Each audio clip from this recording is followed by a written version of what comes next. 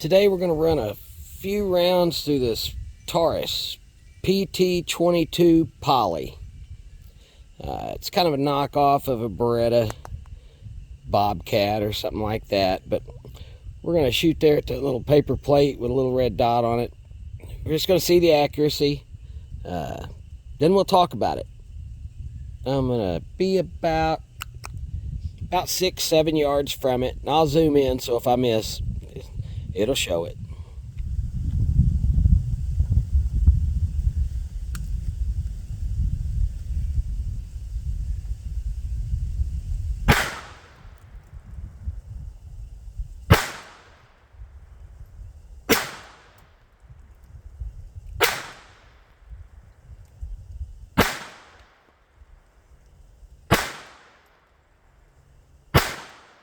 Well, I lost my dot.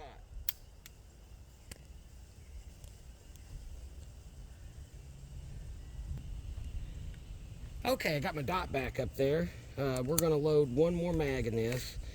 This is the mag, the first one there that came with it. I'm going to shoot a spare mag that I bought. I'm not so sure how it performs, but we're going to give it a shot now.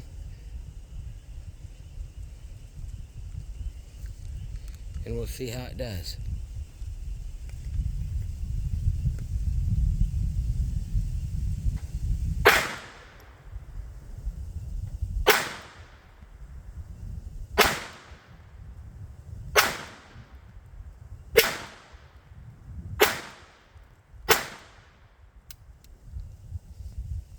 Not too bad for a little bitty pistol like this.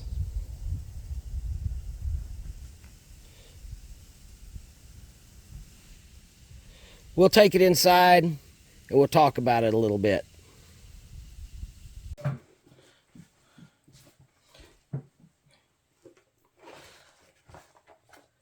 We're going to take a look at this Taurus PT22. This is the Poly version. Instead of having a metal frame, it's got a polymer frame. The operation is still the same though. It's got the tip-up barrel. It comes with one magazine. I bought a spare at the gun show. This one here is for the regular PT22, so it does work. If you need an extra mag, a regular PT22 mag will work.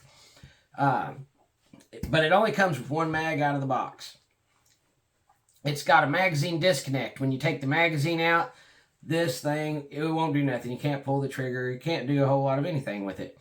I don't know. Some people like magazine disconnects, some don't. Pretty easy to load. Load up the magazine. The magazine holds 8 rounds. I've been only putting 6, 7, 8 in there.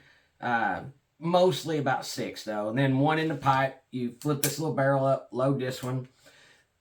You can slide it back, but it is tough as woodpecker lips to operate that slide by hand. It's got a little manual safety over here. As hard as the trigger pull is, I think the safety is kind of a redundant idea, but a lot of people, if you're going to have it rolling around in your pocket or purse or something like that, probably feel better with that safety on. If you do, run a gun with the safety, train with a gun with a safety. Because if you pull it out and all of a sudden it don't do nothing, it's not going to do you any good. A lot of people question the performance of a 22 long rifle for self-defense. Is it a 357, 9mm, anything like that? No, it's not. It's a 22. Do I know anyone that wants to get shot with a 22? I do not. I've seen some of the toughest dudes around run from a little bitty sweat bee, and yeah, I don't know. I don't think that you're going to use this in self-defense and enrage someone. If your shots are good and you just keep putting them in good spots, I think it could be a viable self-defense option. Is it the most reliable pistol in the world? That it is not. There's no extractor. It actually, to eject this round, when you fire it, it just counts on the round itself. 22s are known for, having a few duds in a box. This has no extractor. So if you get a click, it is a mess. You have to physically pull that bullet out of there, turn it around and clink it on something. By then, your self-defense situation probably going to turn into an ass whooping. But if you use good ammo, I've had real good luck with this. But there's always that, you can't run the slide, kick out a new round, insert a fresh one. You're going to have to dig that bullet out. Now, is it better than, the karate lesson that you learned from watching Walker Texas Ranger on TV? Yes, I'd much rather have this than rely on my fisticuffs ability if it really come down to it. I'm just saying, it's an option for self-defense, but it's not the best option. Let me see here. I shot this little paper plate. These make excellent cheap targets. But I was aiming at the dot, and from about 6 or 7 yards, I missed a bunch. But, that's still not bad for a little bitty pistol with a horrible double action trigger pull. It's not hard, it's just long and gangly. But yeah, that would do it in a pinch. Like I said, better than a sharp stick and a harsh word.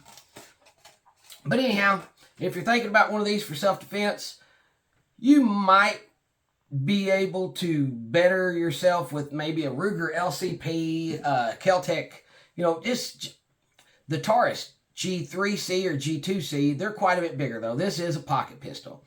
I'm sitting here trying to think of little pocket. I'd rather have this than a North American Arms.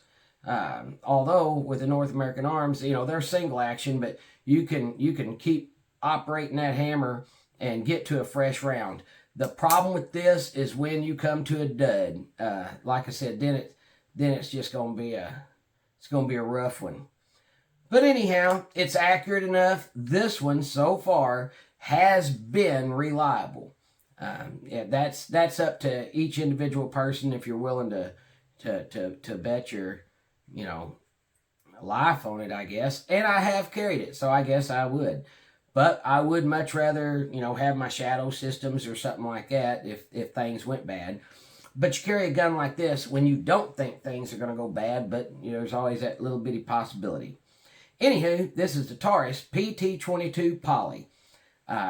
It's double action, similar to the little Beretta Tomcats and Jetfires and stuff like that. Now, it is really wide. I guess they had to widen it because of the polymer frame. So it gets pretty thick in a pocket. It is an option for pocket carry. It's not the best option for pocket carry. Thanks for watching. If you have one of these and you have had trouble with it, I'd sure like to hear what they was. If you've had one that's been 100% reliable, I'd love to hear about that. Also, if you shoot better than me, I don't want to hear about that. I don't want to see your targets, that's got all your bullets in a size of a quarter. But everything else I'd love to hear about. Thanks for watching. Have a great evening.